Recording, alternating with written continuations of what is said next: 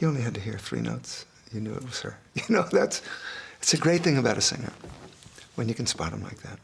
The look of love is in... Part of her attraction was that she was a white girl who could sing that fabulous black R&B music, and it crossed over, because that's what I loved. So that to me was yes, yes, and that was what girl power was, you know, in the 60s. The only one who could ever reach me was the son of a preacher man.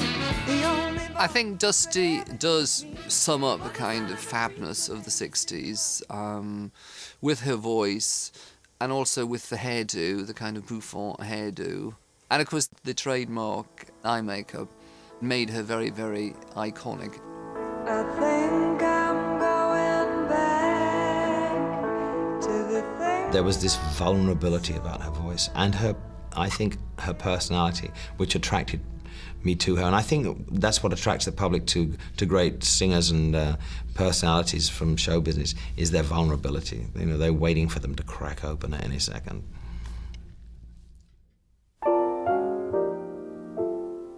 Dusty Springfield, that's a pretty name, it even sounds like a game. In a green field, hobby horses play the dusty game when it's May. Pink and paisley skies, shining in green eyes, a magic pinwheel. London flowers fair, blooming in her hair, Dusty Springfield.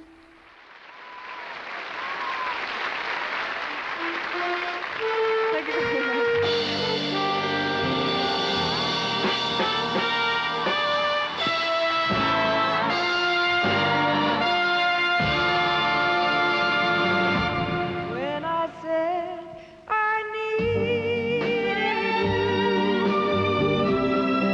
you said you would always stay. It was me who changed but you, and now you've gone away. Don't you see that now you've gone, and I'm left here on my own? Since the death of Dusty Springfield in March 1999, just short of her 60th birthday, fans and musicians have continued to celebrate one of Britain's greatest ever singers. You don't have to say. Just be close and you don't have to stay. Born Mary Isabel Catherine O'Brien to Anglo-Irish-Scottish parents, she became the original 60s Brit girl, the so-called white negress, a gay icon, a diva. I'll never tire. Till I do, all I see is Over a career spanning 4 decades, Dusty's glamorous image was to be as much her hallmark as her voice, but it masked a deeply private person. Dusty herself was torn between 2 different characters, Mary O'Brien, the plain, insecure redhead, and Dusty Springfield, the star she created. A household name, she both invited attention and shunned it. This is the story of the Dusty we thought we knew.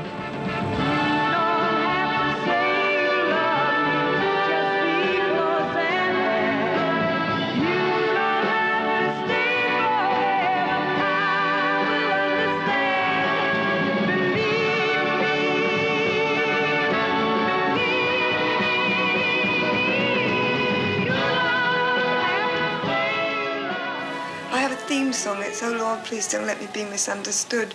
It's absolutely, I'm the most misquoted and misunderstood person I know, really, honest.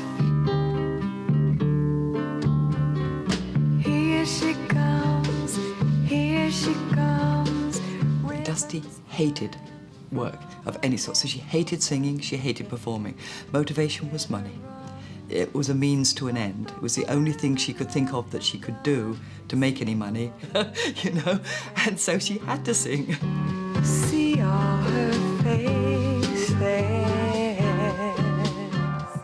I think she sang because she needed to be loved for who she was, and she was never sure. She didn't trust herself, and she didn't trust anybody, and she never trusted her own ability to sing and to move and to touch people. I'm looking for someone of the gentle kind, knowing the looks can lie. Basically, she was very shy. On stage, I don't know what happened to her because she became another person. I'd see her before she went on. She used to go red all the way down here with sheer panic about getting on in front of the audience. She couldn't find things. She'd be nervous. She'd be tripping over. You know, is this right? Is that right? Have I got this? Have I got that? She'd walk on the stage and there was the star. Look at her now. She needs love so much more somehow. She used to call him somebody else. I mean, Dusty was Dusty Springfield, and she was Mary O'Brien. You know, and there was two people. I mean, she transformed as soon as the fingernails went on and the, and the hair was done and everything. That was Dusty. And she became Dusty then, and she was definitely two people.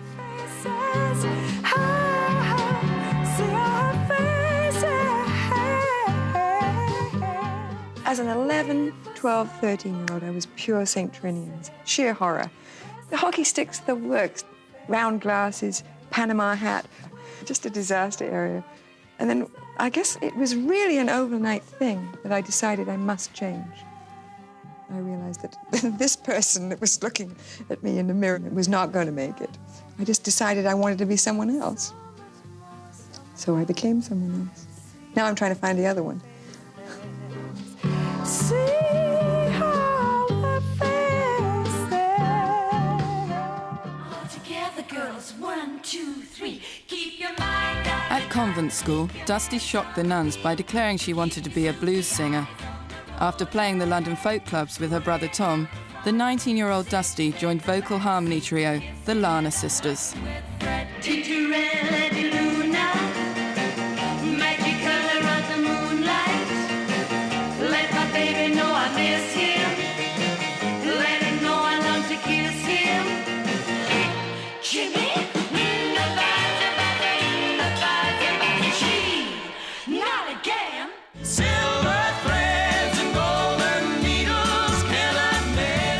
In 1960, Dusty rejoined her brother Tom to form the Springfields. Third member Tim Field was replaced in 1962 by Mike Hurst, in time for their biggest British hit, Island of Dreams.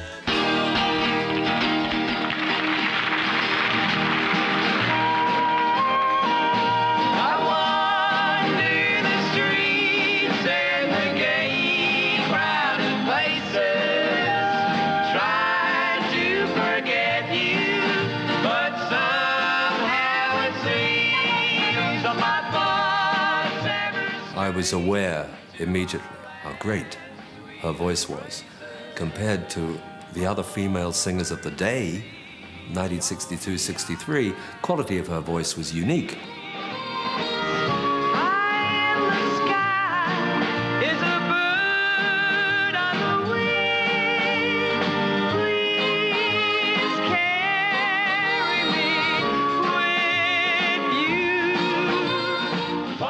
Smile.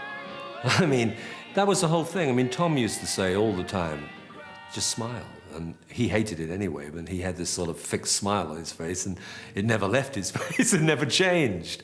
So that's the way it was. It was very, very MOR, very cabaret. And that isn't what Dusty wanted. Song that you can't resist. Hey, bonita maraca bamba, ay la maraca bamba, round and round inside your brain. Hey, bonita maraca bamba, ay la maraca bamba. Come on now, we're gonna sing again. Hey, bonita maraca bamba, ay la maraca bamba, bamba, bamba, ay la maraca bamba, bamba, bamba, ay la maraca mi, mi, mi, mi, mi, mi, mi.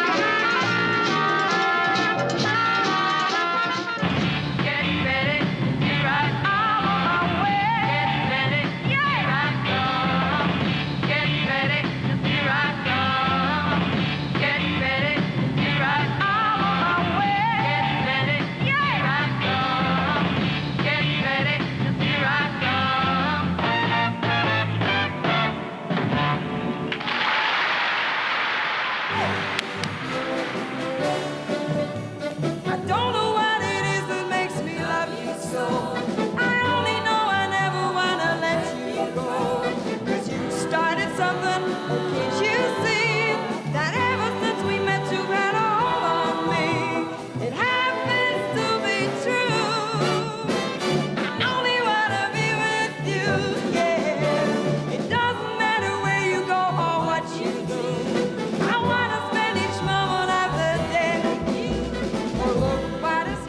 Dusty the solo singer burst onto the scene in 1963 and was an immediate success.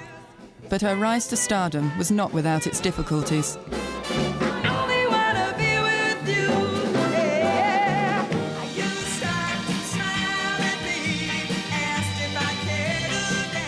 Dusty Springfield, this is somebody else, you know. Basically, I'm quite a shy person, so to sort of take on the mantle of a performer is not an easy act. She had to go on stage and be this big, strong, strappy woman who had so much power and could stand up on stage and captivate thousands of people. But then when she would go home and close the door, she was that scared little girl, because that's basically what she was. I mean, I identified with her in that situation. She was very, very insecure about the way she looked, had very great self-doubt. But that sometimes makes a great artist, that insecurity and that, people think, the glamorous Dusty that they saw on television, but that wasn't probably the real her at all. Why don't you stop and look me over, used to know. I think she saw Dusty Springfield as a creation in many ways, and a creation that took a long time to dress up in. Getting ready to be Dusty took many hours. She would have looked great in half an hour, I'm sure, but her insecurities were in charge, and maybe a little bit of obsessiveness too.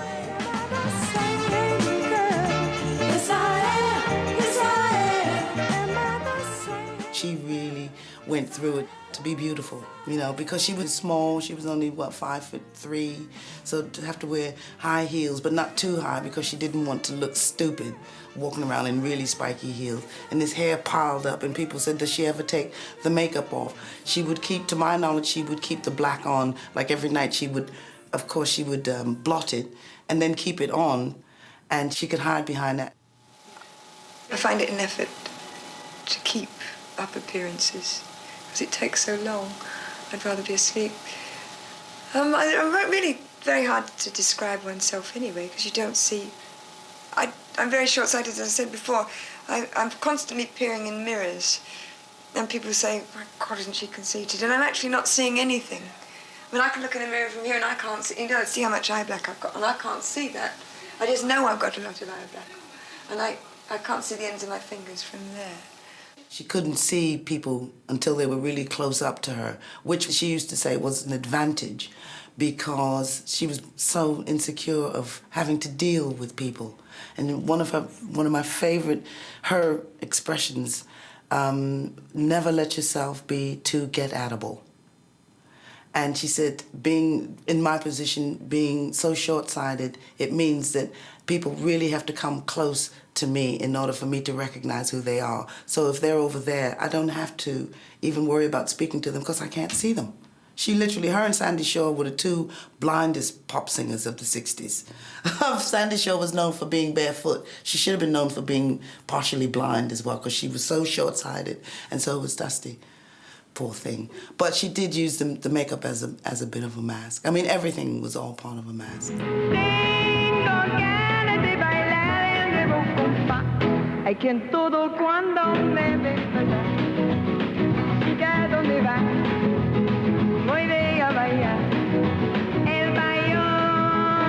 Let's take a trip in a trailer. No need to come. With the transformation to glamorous star complete, Dusty would have a string of hits throughout the 60s and host her own television show.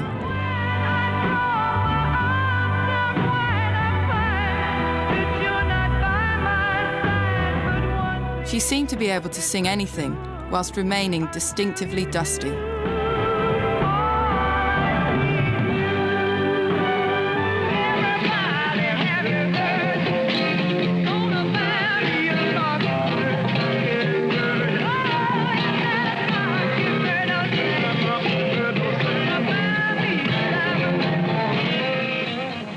She was a great pop singer, a great soul singer, a great ballad singer, a great folk singer, a great jazz singer.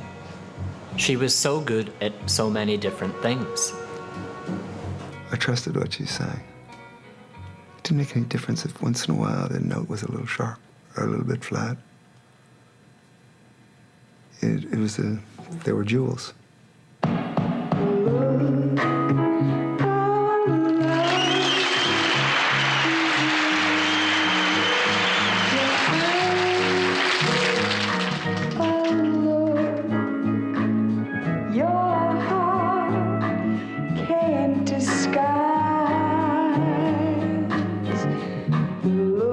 I love the way Dusty sang the Little Love.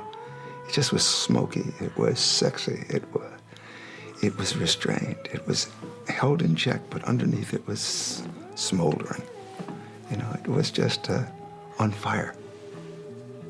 It's just so much romance and passion and coolness too, you know. Well, it takes my breath away. I can hardly talk. Feel my arms around you.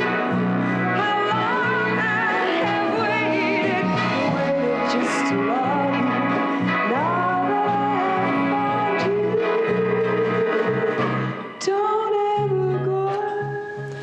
When she sang one of those breathy songs, she sounded like a reed instrument. And it was such a fragile sound.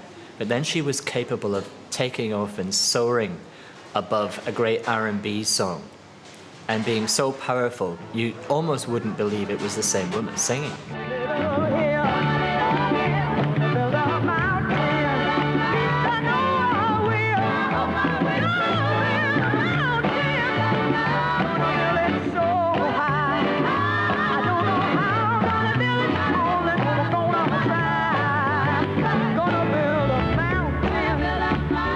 Dubbed the Queen of Blue-Eyed Soul, Dusty was often assumed to be black by those who had heard but not seen her. She sometimes admitted to feeling like an imposter, but with a few exceptions, black musicians welcomed and respected her. She was a tireless promoter of black music, whether hosting the cutting-edge television show Ready, Steady, Go, or covering soul and Motown songs on her own show.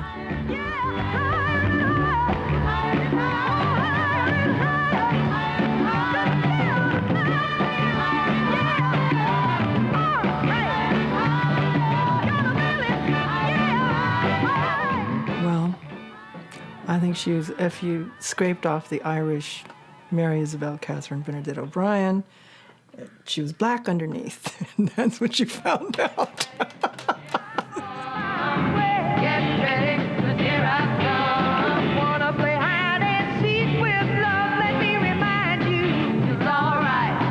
Our love is you're gonna miss in the time. Before Dusty, all British female singers really were still living in the 50s. Dusty changed it virtually overnight. Suddenly she was making records that sounded like they were made in America. She was singing like an American, but it didn't sound like an impression. It was the real thing.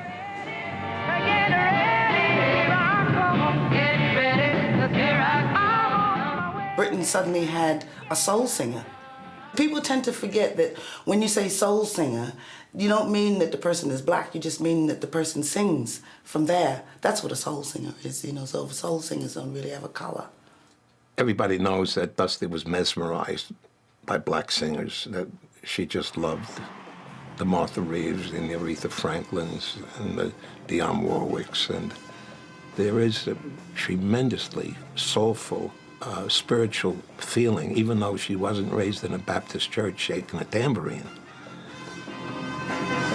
Calling out around the world, are you ready for a brand new beat? Yeah, a summer's here and the time is right for dancing in the street. They're dancing in Chicago, and down in New Orleans, in New York City. All you need is music, sweet music. There'll be music everywhere. There'll be swinging, swaying, and records playing, dancing in the street. There were other ladies who embraced our music and did cover versions. There was Cilla Black, there was Petula Clark, and there was Lulu of the Lovers that I can remember clearly doing our songs. However, Dusty was the one who got into the music and actually did cover versions and glorified the music. She was in awe of us, and we were in awe of her.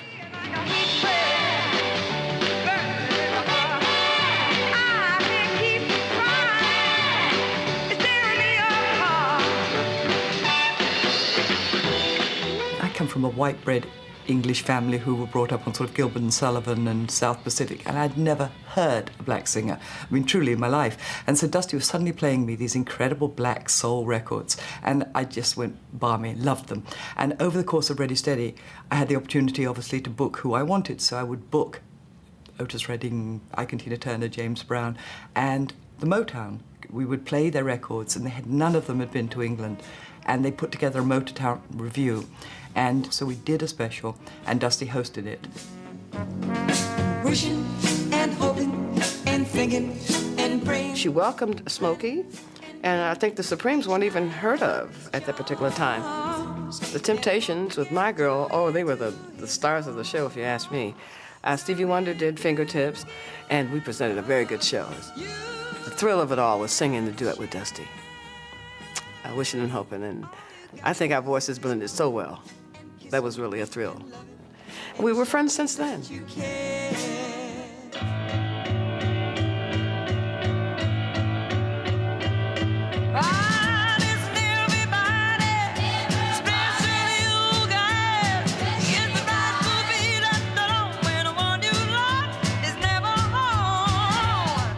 Dusty was cast as a hero of the anti-apartheid movement when her 1964 tour to South Africa provoked a political storm. Her contract stated she would play only to mixed audiences. Confronted with a sea of all white faces at a concert, Dusty rebelled. She was forced to abandon the tour and return home.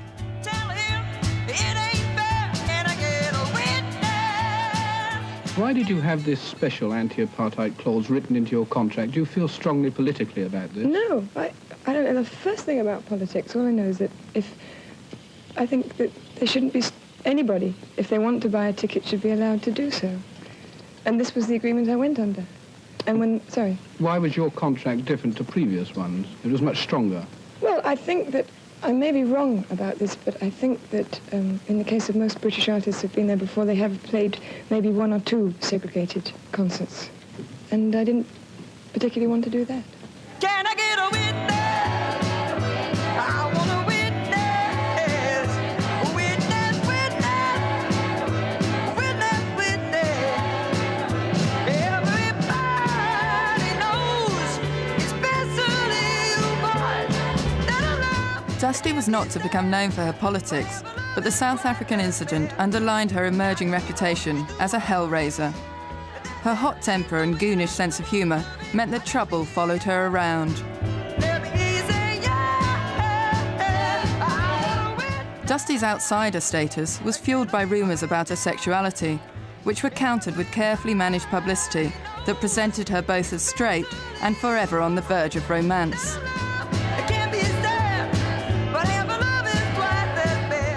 The flip side of success for Dusty was a punishing schedule of touring and recording, and right from the early days she suffered from nervous exhaustion. Her workload was increased by her hands-on approach.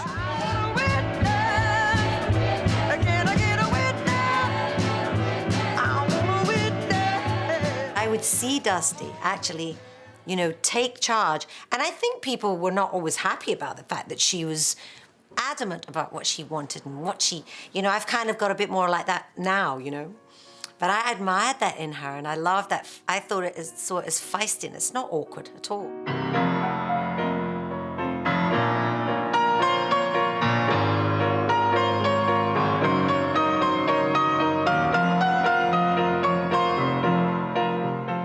It was hard, no doubt about it, because first of all, she's extremely musical, really musical, and knew sounds and knew what she wanted on her records, and of course was influenced by America. So she felt really strongly when she went into the studio that she wanted to get certain sounds which English musicians perhaps hadn't played before, arrangers hadn't really thought about, so she was constantly playing people bits of records and saying, this is what we should do, this is the sound we want, this is the echo. I close my eyes and count to 10, and when I open them, you're still She would like for the bass player to use his finger to play and not a plectrum, because that's what she had seen in America. Little things that don't mean anything to most people were really important to her. But when she brought them over to the UK, a lot of musicians didn't like that. But she knew what she wanted. You don't own me. I'm not just one of your many toys. You don't own me. People never give women credit for knowing that they can get it, and Dusty really did. And in fairness, Johnny Franz, who was the producer, was excellent. I mean, he was older, and he was more than happy to sit back, put his feet up, and smoke his cigar, and let her get on with it. And don't tell me what to do, and don't tell me what to say.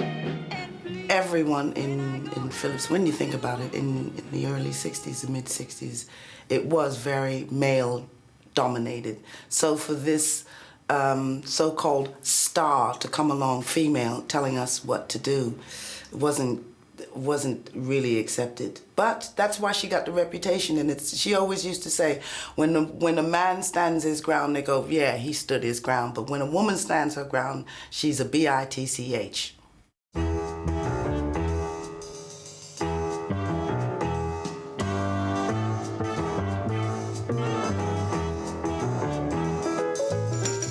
I think my first consciousness of Dusty Springfield was driving to work one day in 1965 from Long Island into our Atlantic Records office in Manhattan.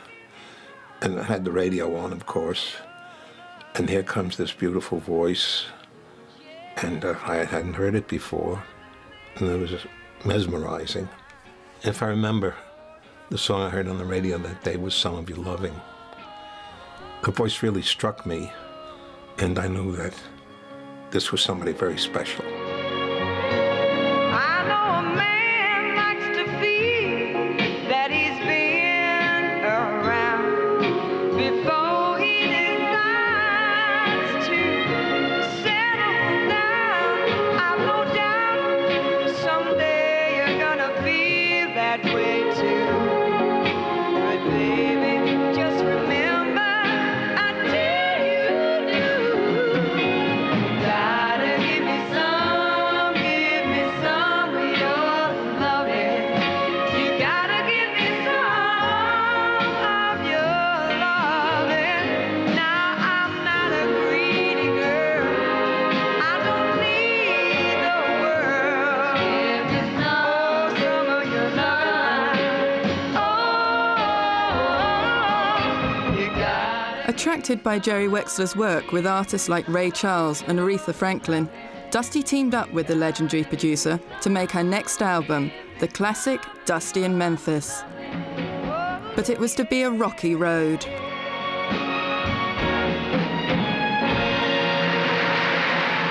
So we scheduled for American Studios in Memphis. The band was brilliant, but much to my dismay, Dusty absolutely would not sing a note. I don't know how many days we spent in Memphis. It probably was about 2 weeks. She just wouldn't sing.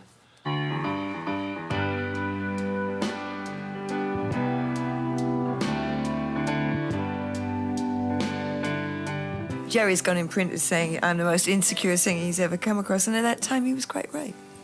What he didn't realize, I think, was how intimidated I was. Because they were telling stories and talking about Aretha, and I'm going, why are they recording me? And that showed in the time that it took to get vocal performances out of me.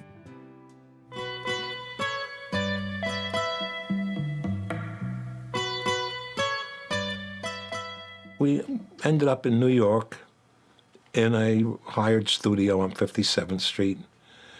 And that's where we did the vocals. And there were just Arif, Tom Dowd, and myself in there to work with her. And there was one, during one song, I had to duck a flying ashtray. I haven't told that before. I don't think I put it down. Don't forget about me now, baby. Dusty had the stigmata of perfectibility. So when she did perform, she was afraid to let it go because her standards were so high and it might not come out exactly right. Just a little loving early in the morning. There was an element in me that often thought I was a sham anyway. It took a lot to break that down, that critic in me. And they did it. I mean, they got it out of me somehow or other.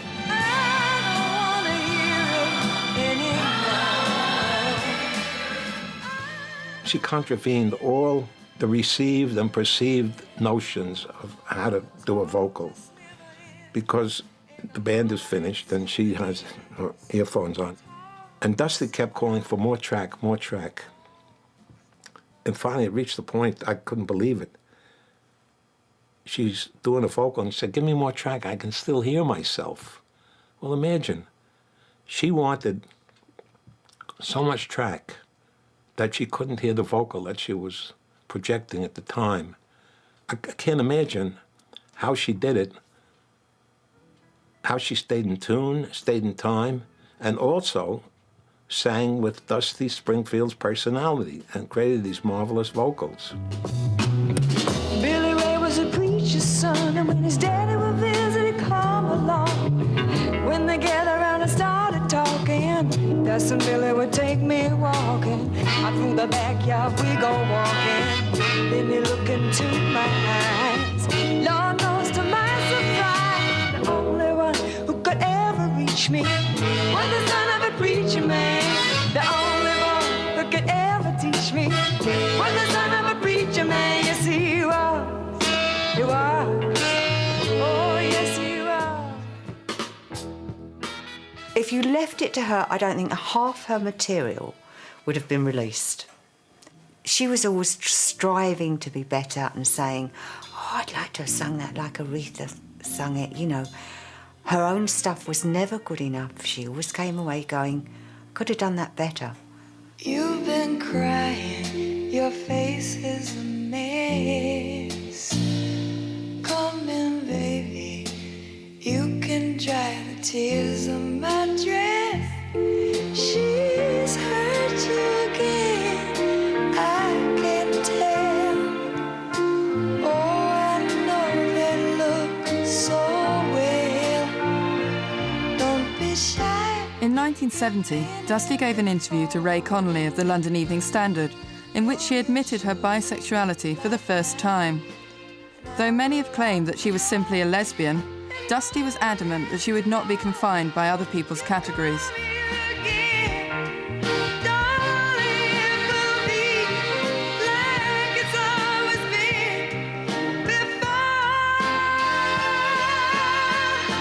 Come on over here, breakfast there, and a kiss of 3.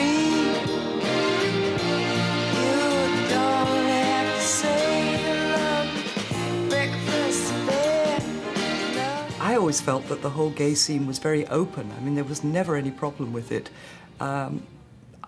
For non-stars, it was absolutely fine. But I think for the business, nothing's changed. It's just the same today. I mean, I think there are a lot of people who don't announce their sexuality because it's not good for business. Although she has gone public on 2 or 3 occasions, I sometimes had the impression that she wished she hadn't. And although I actually believe she would have been a happier person if she had been absolutely clear and gotten the subject out of the way, she obviously couldn't do it for whatever reason. And I think that was a pity. I think maybe if she did find out she was bisexual, I think she would have thought, oh, that's against my religion. And I think maybe that's why she became a lapsed Catholic. And I think it made her more introvert about it. She always felt guilty. She always felt guilty. Well, I don't know if she would have been as brave as Ellen DeGeneres, but she certainly was as outrageous or would like to have been, I think, as outrageous as Madonna on occasion has been. I think the outrageousness of certain people really appealed to her.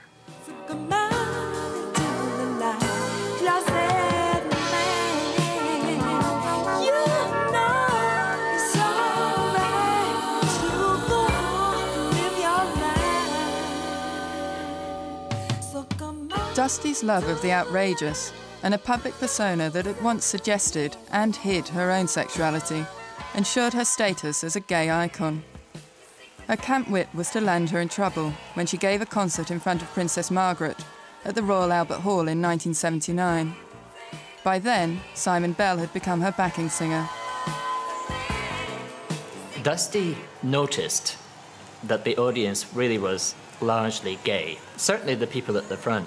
And she made a remark that it was nice to see that the royalty wasn't confined to the box.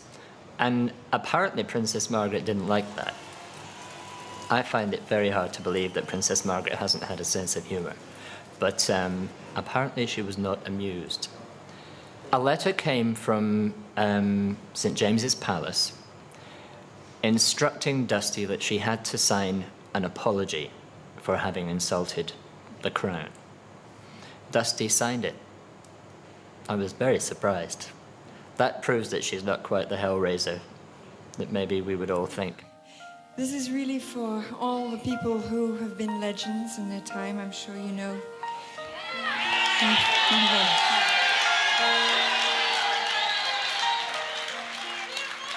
Sometimes the ladies that I'm speaking of give too much of themselves, sometimes not enough. This song is really for all those people, all those women, no matter where they are in there. She was a great dramatic singer, you know, so she fitted into the mold drawn by Judy Garland. And later, when she wasn't at her peak vocally, there was always that element, was she going to make it or not, which was, again, drawing on the same source as Judy. So it was easy to see why she was going to be a gay icon, you know. And she made wonderful, heart-rending songs that a certain kind of gay man and woman loved to sit and listen to, you know. Quiet, please. There's a lady on stage. She may not be the latest rage, but she's singing, and she means it. That deserves a little silence. Quiet, please. There's a woman up there. She's been honest through her songs. She was a diva, and the fact that, you know, she wasn't easy to deal with, and the vulnerability, that appeals to gay people because they see a bit of themselves in those people, and they're a bit tortured, and she was a bit tortured. Put your hands together, help her along. All that's left of the singers, that's left of the song. Rise to the occasion. Well, there's two things make Dusty a gay icon. I mean, firstly, the music, and then, of course, the look. You know, Dusty made some remark in the 1980s. She said, I must be getting popular again because the drag queens are doing me. And she really liked that, by the way. She was just camp. That's what attracted them. Every drag queen wanted to look like her, didn't they, really? I can't tell you how many parties I've been to with some drag queen who'd turn up dressed like her. I mean, she was a camp icon. And also the hand movements, the whole sort of package, you know. At Dusty's funeral, Lulu told this fantastic story. Apparently, Dusty developed that because she used to write the song lyrics on her arm. Oh, I used to love it where she would go. I mean, I don't know, I can't remember which song, but just say it would be, where did our love lie? in the middle of nowhere, because she'd like forget the next. That's probably not a good example, but she would have the words written up her arms, she'd have them all over her hands. There was pen, ink everywhere, and you know, because she'd also forget. She'd forget lines and things like that. Which we all do, but hers was so obvious, but she turned it into a kind of this was her movement, where did our love fly? And she'd do that. And of course, because she was partly blind, she'd have to go right up to her nose.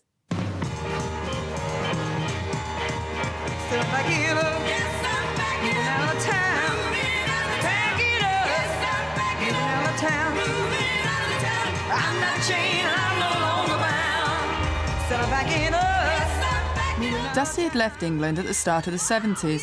Her sales were dropping. She had a horror of ending up on the nostalgia circuit, and she wanted to escape the prying into her sexuality. With her enduring love of both the American pop scene and Hollywood movies, Dusty felt the time had come to pursue her American dreams. She got an American manager who said he could do this, he could do that. But when she got there, what she found was they had no idea what type of artist she was. They thought she was somebody like another Peggy Lee who sat down at the piano or had a pianist there and just sang over the chink of glasses in a nightclub. Well, of course, that wasn't Dusty at all. That wasn't her scene. She's a sweetheart, except when she's moody. It's hard to get through to her then. I think because she'd been so big in England and it had been relatively easy, and I think she thought that that was going to happen in America, and she was inherently lazy, and when it didn't happen immediately, I think she just went, shit, you know, this isn't so easy, I'm going to try and find another way. And you know how time goes, you think you've got all the time in the world and you really don't, and suddenly, you know, it's too late for that. She might take a drink with the housework, or when Michael's get late at the shop, a martini or two before dinner, but she always knows when to stop. I think what went wrong was a combination. I think, yes, it was bad management, but I also think it was simple. It was the drugs and the drink. I mean, she was impossible. So with the best will in the world, you know, nobody could have really helped her, made her do things. Her decisions were wonky. I mean, they just weren't right. I'm hearing all these stories coming back from different sources. And I must own up, I did sometimes feel guilty and think, I wish I had gone because I might possibly have made a difference. On the other hand, I might not have, and I'd have had to watch it. And quite honestly, I'd rather have not seen that period of her life. She was doing the dishes when a glass fell and broke on the tile. She cut her wrist quite by mistake. It was real touch and go for a while. A part of me was always worried when you would pass the newspaper stands and you'd see a pop star or famous star, something tragic had happened to them. I always expected to see something like that because she was also a self-destructive type person as well. So.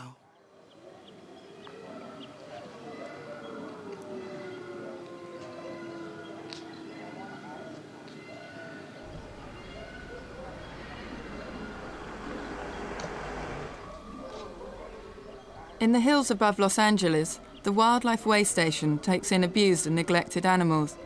It became a place of sanctuary for Dusty too, in what are known as her lost years.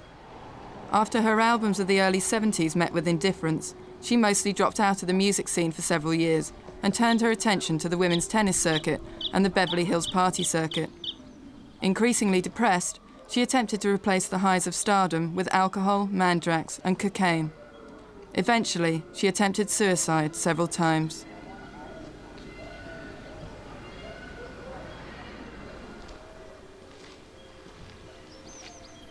Dusty met Helene Sellery in 1976 at an alcoholics support group. Helene was on hand when Dusty started recording again in the late 70s, and together they were frequent visitors to the Wildlife Way Station. If I had to say where her heart was in California, it would be here, you know. This was peace and quiet for her, and it was, you know, one-to-one rapport with animals. I mean, yes, she had her cats and adored them, you know, but this was something very special, and she would come to get kind of renewed here. She would sit in front of the cat cages for hours, just absolute silence, and she would try to mimic their sounds, you know. When I first knew her, she said, you know, it gets lonely in the studios, and there's always a lot of cocaine, and there's a lot of champagne around, and I'd appreciate it if you'd, you know, come during rehearsals, and I did for 2.5 albums, you know. And she rehearsed from 6 p.m. until about 4 a.m., which was in part why this issue was difficult. But she was used to touring, she was used to night performances, and that's when her voice was ready, you know. So that's what we would do, and I'd sit with earplugs on and read Scientific American, you know. You brush by me, and my whole facade just melts. You seem a bit twisted. After the years of virtual silence, Dusty's latest albums proved that although her voice was still alive, her records were no longer selling. Disillusioned with America, she stopped speaking of her old self, Mary O'Brien, as someone she wanted to erase, but rather as the answer to her problems. I'm sick of being submissive when I... You know, I'd been singing all my life since I left convent school, and I hadn't any chance to grow up. I just sort of became this monster that I'd invented for myself to become. I'm so frustrated, wanna tear my hair out. Can't seem to get a grip on your love. So you get to Hollywood, and you suddenly find yourself playing mental games by looking down your hill and saying, well, it looks like Spain, because Spain is closer to England. Did you ever really feel that you belonged there? Did you ever emotionally accept your life in Hollywood? Never. I never came to terms with it. I loved the last house that I lived in because it was 5 minutes above Sunset Strip, but I had coyotes and raccoons, and it was utterly quiet. And at night, I could sit in bed and look over the whole city. That's an unbeatable feeling. But outside of that, and that breeds extreme laziness in me, and I handle idleness very badly. So I really had to sort of kick myself in the butt and get out of there. Really, my contribution was to get her out of LA into Amsterdam originally, because for years I'd been thinking LA, it's a desert land, it's disastrous. I mean, the sun shines every bloody day, and there's nothing to do, really, you know, unless you're rich and famous, and she wasn't either. You always wanted a lover. I only wanted a job. I didn't get involved until the Pet Shop Boys, and the reason I got involved was because I just felt it was criminal that nothing was happening. She was trying to get herself together in terms of, you know, the drinking, and the record was brilliant, and if I didn't do it, I kind of felt nobody's going to do it, it'll be just one record, and it'll, you know, she'll just slip right back again. I think by the 80s, Dusty thought that it was sort of all over. She was more or less in retirement. And then we did this record with her, What Would I Deserve This? And it was such a big hit. It's quite remarkable to think now. I mean, it was #2 in America, and it was #2 in Britain. In fact, it was #1 in the sales chart in America, in fact. Since you went away, I've been hanging around. I've been wondering why. I'm feeling down. Went away. It should make me feel better, but I don't know how I'm gonna get through this. How I'm gonna get through. So suddenly she realised it wasn't all over, that she could be back, and she really took that very, very seriously. Because the next thing she did was when we said a year later, do you want to do this song for this film Scandal? Because it was set in 1963, and Dusty was around then, and that she was around in the late 80s as well. So it seemed very resonant to get her to do it.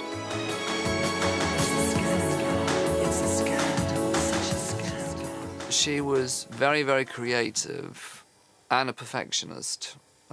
So her way of recording was to stand behind the microphone with a cigarette and a cup of coffee and then the lyric sheet in front of her with lots of pencil marks on it. She would record word by word or syllable by syllable, gradually changing it, very like someone doing a painting.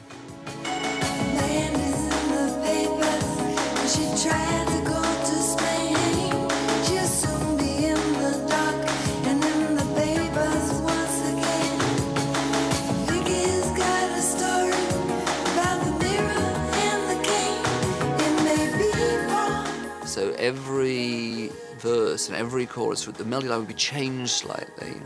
And then the last chorus would suddenly go through the ceiling.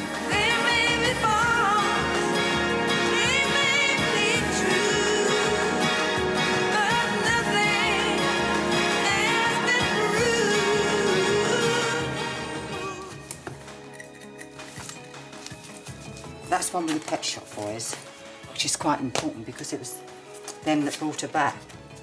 Bless their little hearts. I should be enormously grateful. I didn't realise I had quite so many. My favourite album. I loved that. She did have beautiful eyes, didn't she? Tell me where is a woman to go when she's feeling love and all she wants to do is feel a little better. In 1994, soon after the completion of the Nashville recorded album A Very Fine Love, Dusty was diagnosed with breast cancer. She had only ever allowed her closest friends to see her out of character and without the makeup. She saw no reason now to challenge the fans' image of Dusty Springfield. She retreated to the Berkshire countryside, away from the public gaze.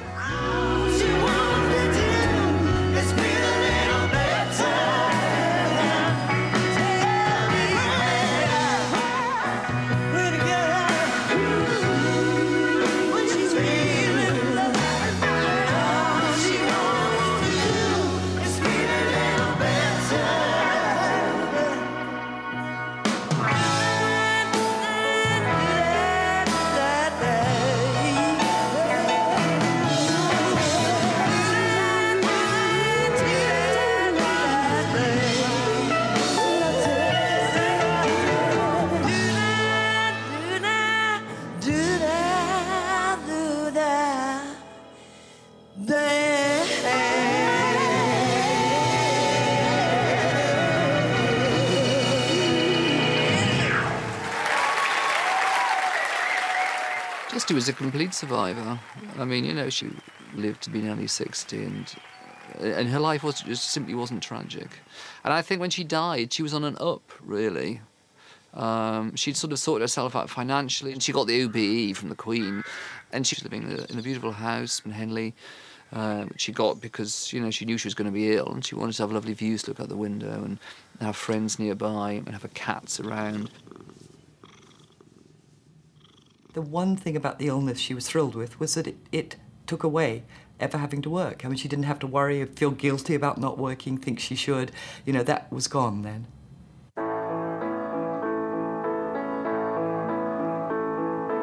think I'm going back to the things I learned so well in my youth. I think I'm returning to those days when I was young enough to know the truth. Now there are no games to only pass the time. Dusty's funeral was her last great performance. She planned the horses and carriage, stopped the traffic in Henley, just as she had wanted to, and received a standing ovation as her coffin left the church to the strains of Going Back. Is no sin, and I can It was an occasion that summed up the contradictions and complexities of being Dusty. She was quoted in the papers as saying she wanted to die as Mary O'Brien, yet her funeral had all the dramatic flourishes of Dusty the Star. to reach out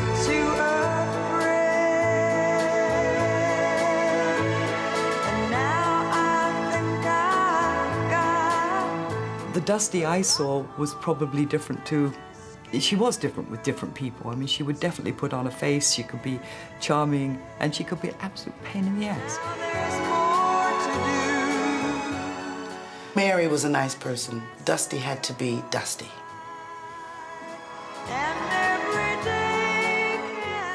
Mary was the real Dusty, with Dusty bursting to get out.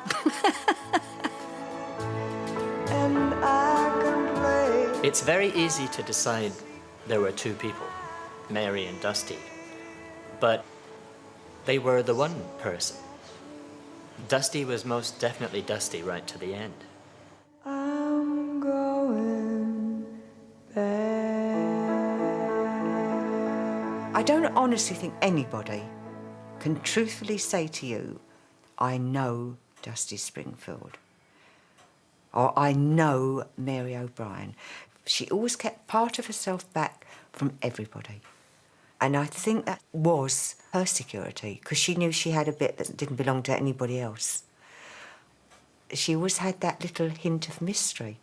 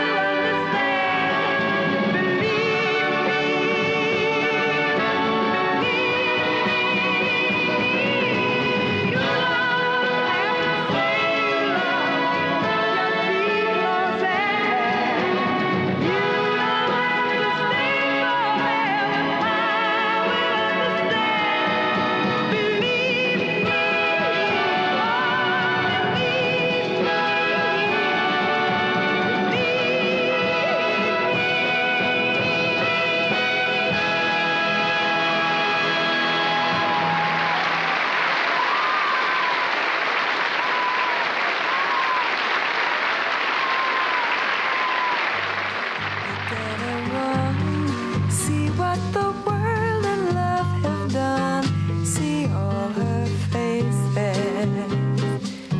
See all her faces.